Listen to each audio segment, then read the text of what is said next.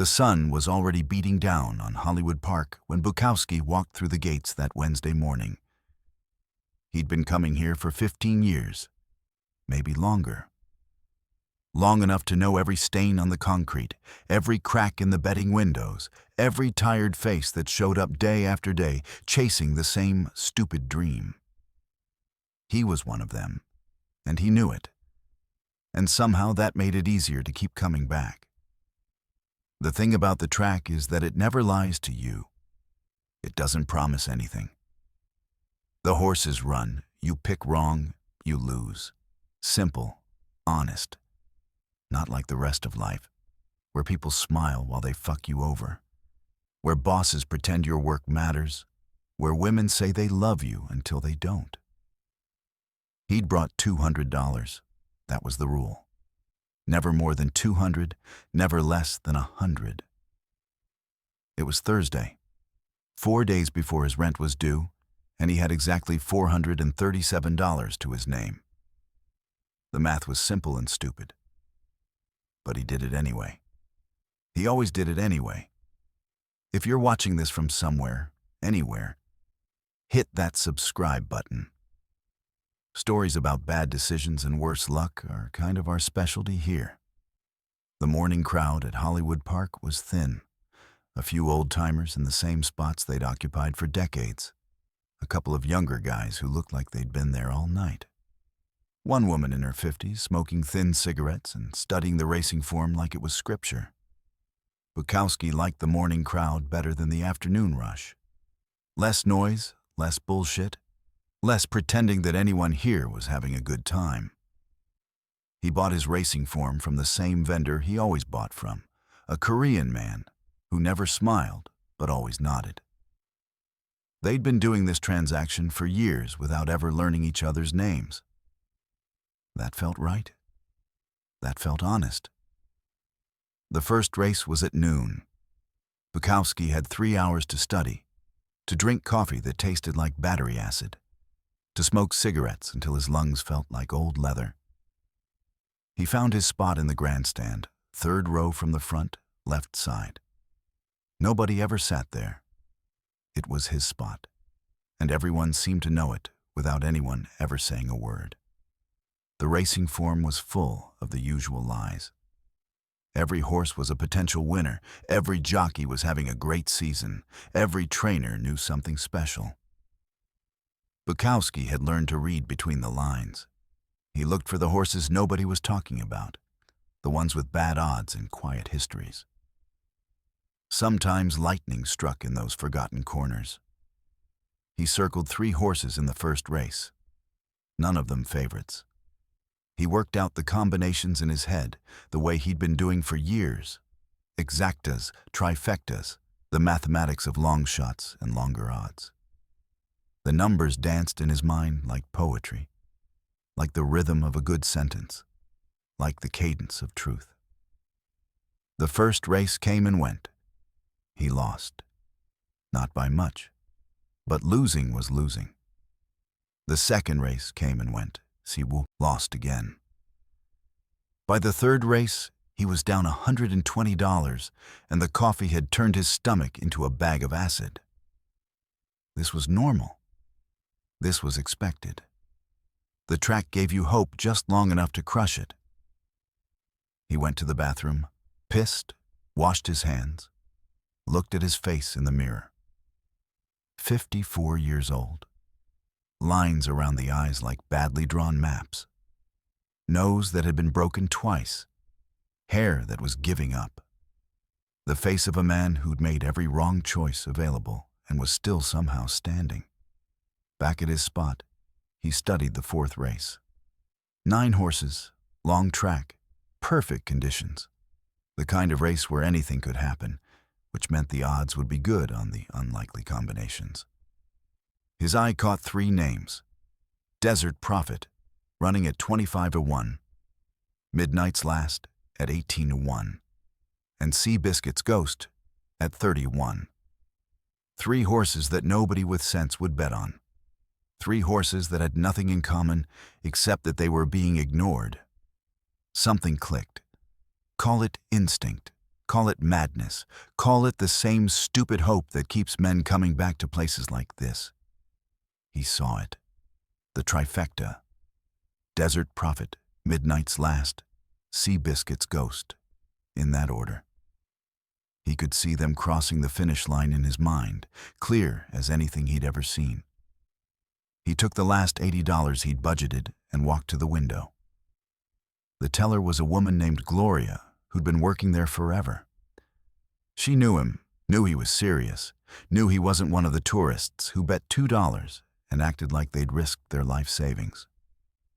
Trifecta box, he said. Fourth race. Desert Prophet, Midnight's Last, Seabiscuit's Ghost, $80. Gloria didn't blink.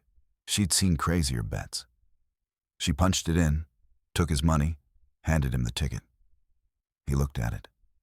The numbers were there, printed in faded ink. Evidence of faith or stupidity, depending on how you looked at it. He went back to his spot and waited. This is what the track teaches you. Patience. The ability to sit with your choices and watch them play out. No taking it back. No changing your mind. The horses would run, and you'd be right or wrong. And that was the whole beautiful, terrible truth of it. Tell me in the comments where you're listening from. And what score would you give this story so far, 0 to 10? Just curious. The horses loaded into the gate. Bukowski lit another cigarette. His hands weren't shaking. They never shook when he bet. That's how you knew you were a real gambler. The amateurs shook. The professionals just watched. The bell rang. The gates opened. 9 horses exploded forward in that beautiful violence that makes horse racing what it is. The crowd around him started yelling immediately. Bukowski didn't yell. He just watched. Desert Prophet broke clean. He was fast, faster than the form suggested. He took an early lead, running wide on the first turn. Midnight's Last was in the middle of the pack, biding time. Seabiscuit's Ghost was dead last. So far back, Bukowski almost lost sight of him. This was going to be close. This was going to be everything.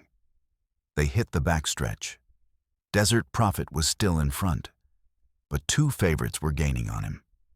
Midnight's Last made his move, cutting inside, finding a gap that shouldn't have existed. Seabiscuit's Ghost was still trailing, and Bukowski felt that familiar sinking, the long shot in last place, the dream dying in the dust. But then something happened. The kind of thing that makes you believe the universe has plans you can't understand. The 2 favorites got tangled up, jockeys fighting for position, horses cutting each other off. It wasn't a crash, wasn't a disqualification, just bad racing. Bad luck for them. Good luck for Bukowski. Midnight's Last shot through the opening. He was moving, really moving now. And Seabiscuit's Ghost, that impossible horse at 31, he woke up. Or maybe he'd been saving it. Maybe his jockey had been holding him back, waiting for this moment. He started to run like he remembered what he was built for. The final turn. Desert Prophet was fading. You could see it in his stride. He'd gone out too fast, burned too bright. But he was still in front. Midnight's Last was in second, closing fast. And Seabiscuit's Ghost was coming up on the outside, passing horse after horse like they were standing still. The crowd was screaming now. Even the old-timers were on their feet. Bukowski stood up. He couldn't help it. His cigarette burned down to his fingers, and he didn't notice. The finish line approached like destiny. Desert Prophet crossed first, head down, legs pumping. Midnight's Last crossed second, a neck behind. And Seabiscuit's Ghost, that magnificent bastard, he crossed third, beating the 4th-place horse by half a length. Perfect. The trifecta, exactly as Bukowski had called it. He didn't move for a full minute, just stood there, ticket in hand, watching the board. The numbers came up slowly. First place, Desert Prophet, 25 to 1. Second place, Midnight's Last, 18 to 1. Third place, Seabiscuit's Ghost, 31.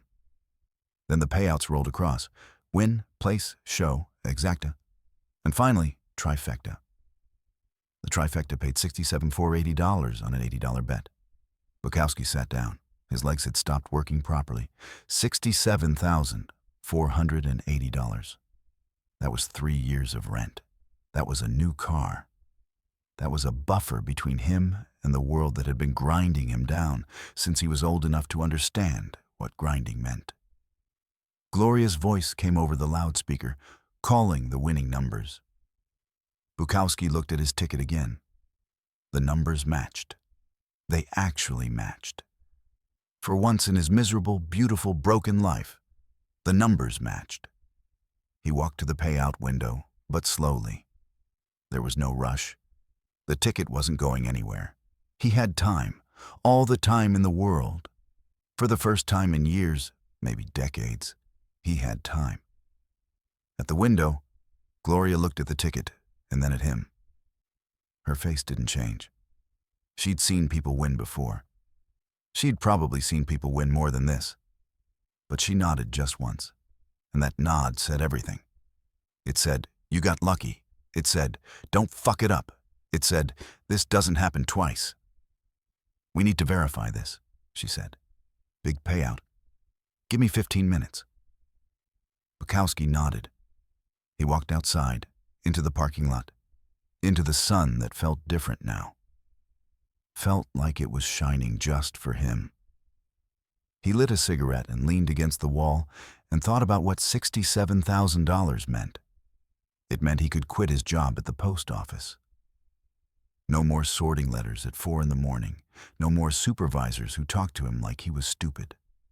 No more pretending that any of it mattered. It meant he could write full-time. Really write. No more exhausted nights after 8-hour shifts. No more choosing between buying paper and buying food. No more of that voice in his head that said he was wasting his time. It meant he could take Linda out properly. Linda, who'd been putting up with his poverty and his drinking and his moods for 2 years now. Linda, who deserved better than the shit apartments and cheap wine and promises that tomorrow would be different. It meant he could breathe. For the first time in his adult life, he could actually breathe. After 15 minutes, he went back inside. Gloria was waiting. She had the verification papers. Everything was legitimate. The state would take their cut, of course. Taxes, always taxes. But even after taxes, he'd walk out of here with over $45,000. "You want a check or you want to set up a transfer?" Gloria asked. "Check," Bukowski said. "I want to hold it." She printed it out, handed it to him. He looked at it. His name, the amount, the date. It was real. It was actually real. "Congratulations," Gloria said. And she almost smiled. "Don't spend it all in one place." But Bukowski wasn't thinking about spending it. He was thinking about the bar across the street. The one he always stopped at after the races. The one where they knew his name and poured his drinks heavy. Just one drink, he thought. Just one celebration. He'd earned that, hadn't he? After 15 years of losing, after thousands of dollars pissed away on bad bets and worse luck, he'd earned one goddamn drink to celebrate the win of his life. The bar was called The Derby. Ironic name for a shithole, but Bukowski liked it. Dark even in the afternoon, jukebox that played country and nothing else. Bartender named Frank, who'd been there so long he was basically part of the furniture. Bukowski walked in with the check in his pocket. It felt like it was burning through his jeans. $45,000. More money than he'd ever had at once in his entire life. More money than his father had made in 3 years of breaking his back at the factory. "Frank," he said, sliding onto his usual stool. "Whiskey, the good stuff. Not the shit you usually pour me." Frank raised an eyebrow. Bukowski wasn't a good stuff kind of customer, but he poured it anyway. Top shelf, smooth, the kind of whiskey that didn't burn, just warmed. Bukowski took a sip. It was perfect. Everything was perfect. He'd done it. He'd actually done it. The impossible had happened, and he was sitting in a bar with enough money to change his life in his pocket, and the whiskey tasted like victory. "What's the occasion?" Frank asked. "One big at the track." "How big?" Bukowski hesitated. Then he pulled out the check and showed it to Frank. Just for a second, just to make it real. To have one witness that this wasn't a dream. Frank whistled. "Jesus Christ, you're buying then?" "I'm buying," Bukowski agreed. Word spread fast in a bar like that. Within an hour, Bukowski had a small crowd around him. Not friends, exactly. Bar acquaintances. The kind of people you drink with but wouldn't call if you were in trouble. But they were there, and they were congratulating him, and he was buying rounds. And it felt good. It felt human. It felt like he belonged somewhere. Even if it was just a shithole bar on a Wednesday afternoon. The whiskey kept flowing. The jukebox played Hank Williams and Merle Haggard. Someone told a joke that wasn't funny, but Bukowski laughed anyway. The check was safe in his pocket, his ticket to a different life, his proof that sometimes, just sometimes, the universe wasn't completely against you. Time moved strangely, the way it does when you're drinking and happy, and don't want the moment to end. One drink became 5. 5 became 10. The afternoon turned to evening. The crowd came and went. Bukowski stayed. Frank kept pouring. At some point, a woman sat next to him. Mid-40s, tired eyes, bleached hair that needed redoing. Her name was Carol, or Karen or something. She worked at a diner down the street. She'd heard about his win. She was impressed. She laughed at his stories. She touched his arm when she talked. It felt good to be noticed, to be the winner for once, instead of the loser. They drank together. She drank gin. He switched to beer, trying to pace himself, but it was too late for pacing. The momentum had taken over. This was a celebration. This was his night. The night everything changed. Carol or Karen or whatever her name was leaned in close. "You're different from the other guys here," she said. "How's that?" "You're smart, I can tell. You're going somewhere." Bukowski laughed. He was 54 years old and had been going nowhere for decades. But tonight, with the check in his pocket and the beer in his blood, and this woman looking at him like he mattered, he believed her. Tonight, he was going somewhere. Where are you listening from, anyway? Drop it in the comments. And what score are you giving this whole mess, 0 to 10? I want to know. The night blurred. More drinks, more stories. Carol or Karen or whatever kissed him at some point. He kissed her back. It meant nothing and everything. It was proof of life. Proof that he was still here, still viable, still worth something to someone. Frank announced last call. Bukowski couldn't believe it. Last call? What time was it? He looked at the clock. 2 in the morning. He'd been in the bar for 9 hours. 9 hours of celebrating, of drinking, of being someone other than the guy who sorted letters in the dark. "You okay to get home?" Frank asked.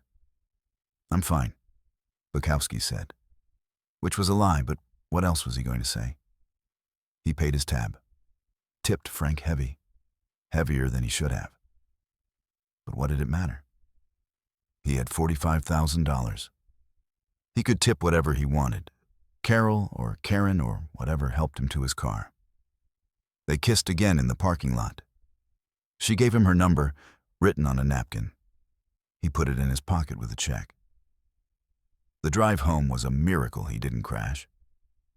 The streets of Los Angeles at 2 in the morning empty and dangerous. He drove on instinct, on muscle memory, on whatever kept drunks alive. 20 minutes later, he pulled up outside his apartment building. A shitty 3-story walk-up in East Hollywood, his home for the past 4 years. Tomorrow, he'd start looking for something better. Tomorrow, everything would be different. He climbed the stairs to his second-floor apartment. The hallway smelled like mildew and other people's cooking. His door stuck when he tried to open it. It always stuck. He should have fixed it months ago, but what was the point? Except now, with his new fortune, he could hire someone to fix it. He could hire someone to fix everything. Inside, the apartment was exactly as he'd left it.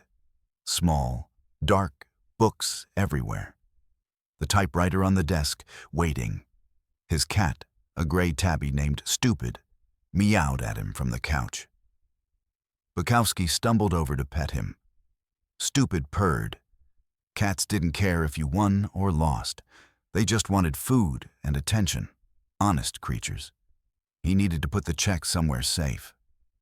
In the morning, he'd take it to the bank, deposit it, make it real. But where was the check? He patted his pockets. Right pocket, left pocket, back pockets, nothing. The napkin with the phone number was there. His keys were there. His wallet was there. But the check was gone. Panic cut through the alcohol. He checked again, every pocket, turned them inside out, nothing. The check, the $45,000 check, the ticket to his new life. Gone. He tried to remember. When had he last had it? At the bar, showing it to Frank, in his pocket. He'd kept checking it, making sure it was there. But then the drinks kept coming, and Carol or Karen or whatever, and the hours blurred, and now it was gone. Maybe it fell out in the car. He stumbled back down the stairs, back to the street. His car was there, parked, crooked, but there. He opened the door, turned on the overhead light, checked the seats, the floor, under the mats. Nothing. No check, no future. Just empty beer cans and old fast food wrappers and the debris of a wasted life. Back up the stairs, back in the apartment. Maybe it was here somewhere. Maybe he'd pulled it out when he came in. He tore the place apart, checked the bathroom, the kitchen, under the couch, between the books. Stupid watched him with that impassive cat stare that said nothing and understood everything. The check was gone. He'd lost it. The perfect bet, the impossible win, the one time in his life when everything went right. And he'd fucked it up, drunk it away, lost it in the blur of celebration. The universe had given him a gift, and he'd dropped it somewhere between the bar and home. And now it was gone forever. He sat on the floor. His head was spinning. The room tilted. He wanted to cry, but the tears wouldn't come. He wanted to scream. But what good would that do? The check was gone. That was the simple truth. The beautiful, terrible, simple truth. Stupid jumped down from the couch and rubbed against him. The cat didn't care about checks or money or missed opportunities. The cat just wanted to be petted. So Bukowski petted him. Sat there on the floor of his shitty apartment at 3 a.m. and petted his cat and thought about the perfect bet and the perfect loss. Maybe this was how it was supposed to be. Maybe the universe had just been fucking with him, giving him a taste, showing him what he could have had, then taking it away to remind him of his place. He'd been a loser his whole life. Why would that change now? Why would anything change? He fell, asleep there on the floor, still in his clothes, Stupid curled up against his chest. Dreamed of horses running forever. Dreamed of checks that turned to ash. Dreamed of the track and the bar and Carol or Karen or whatever. And when he woke up the next morning, the sun was too bright and his head felt like someone had split it open with an axe. The first thing he checked was his pockets. Still no check, still gone. The hangover was immediate and total. His mouth tasted like something had died in it. His body ached, his soul ached, everything ached. He fed stupid, made coffee, stood at the window looking out at the same ugly street he'd looked at for 4 years. Nothing had changed. Nothing ever changed. The perfect bet was gone. The win was gone. He was back where he started, except now he knew exactly what he'd lost. The phone rang. He almost didn't answer it. Who called at 9 in the morning? But he did answer, because what else was there to do? Is this Henry Bukowski? A man's voice, official sounding. Yeah. This is Frank from the Derby. You left something here last night. Bukowski's heart stopped. What did I leave? A check, a big one. You dropped it when you were leaving.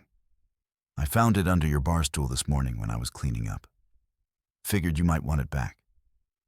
The room spun again, but this time not from alcohol, from relief. From the impossible fact that he'd gotten lucky twice in 24 hours. Lucky at the track. Lucky that Frank was honest. Lucky that the universe had decided to give him one more chance instead of crushing him completely. I'll be there in 20 minutes, Bukowski said. He was there in 15. Drove too fast. Didn't care. The check was there. Frank handed it to him across the bar. Still made out to Henry Bukowski. Still for $45,000. Still real. You should be more careful, Frank said. Not everyone would have called you.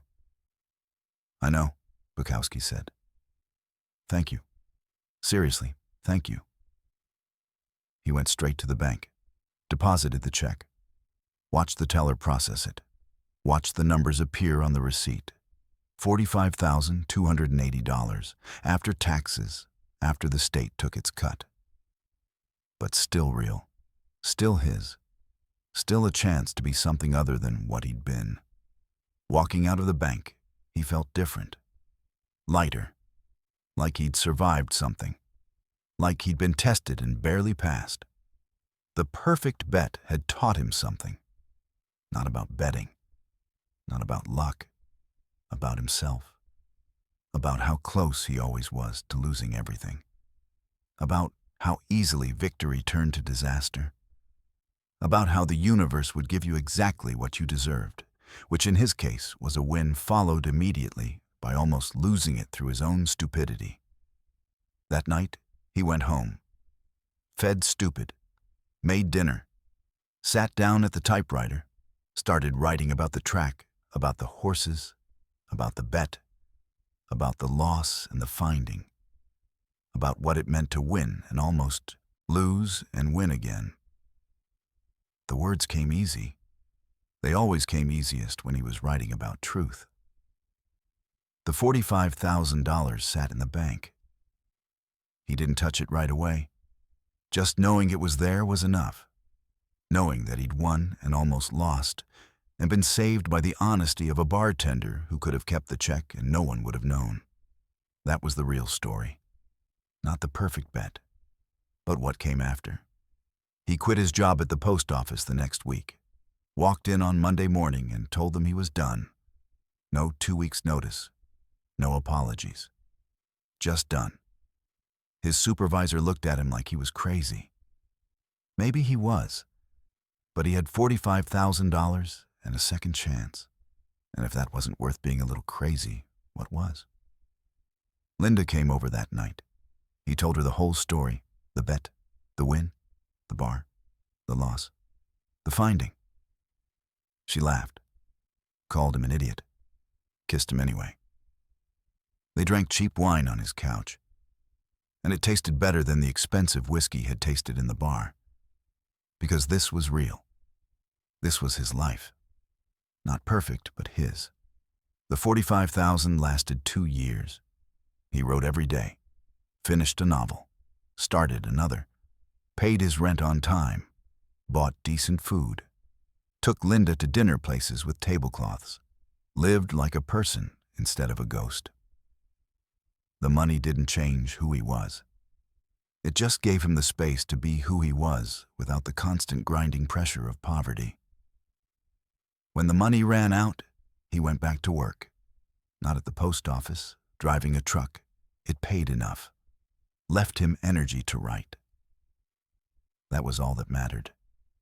The work was just what you did between the times when you were actually living. He never went back to Hollywood Park. The track had given him what he needed. Going back would be greedy. The universe had been generous once. It had even given him a second chance when he'd fucked up the first one. Asking for more seemed like pushing his luck, and Bukowski had learned something about luck. It came when you didn't expect it. It left the same way. And if you were smart, you took it when it came and didn't ask questions. Years later, when people asked him about the perfect bet, he told them the truth. He'd won. He'd almost lost it through his own stupidity. He'd been saved by a bartender who could have stolen it, but didn't. And somehow, that whole mess was more perfect than just winning would have been. Because it was real. Because it was human. Because it was exactly the kind of cosmic joke that made sense in a universe that gave you everything you wanted and then watched to see if you destroy it yourself. The check was long gone, spent on rent and food and paper for the typewriter. But the memory stayed. The perfect bet. The perfect win. The perfect near loss. The perfect mercy of honest bartender in a shithole bar at closing time. That stayed forever. And Bukowski wrote about it. Not right away, but eventually. Because that's what writers do. They take the chaos, and the luck, and the disaster, and the mercy, and they turn it into something. Not better than what happened. Just true. So where'd you listen to this from? Drop it in the comments. And what score are you giving it? 0 to 10? Just want to know if this one landed or if I'm talking to myself. Either way, I'll be here next time with another story about bad decisions and the grace that sometimes saves us from ourselves. Or doesn't. That's the thing about stories. You never know which way they'll turn until they're over.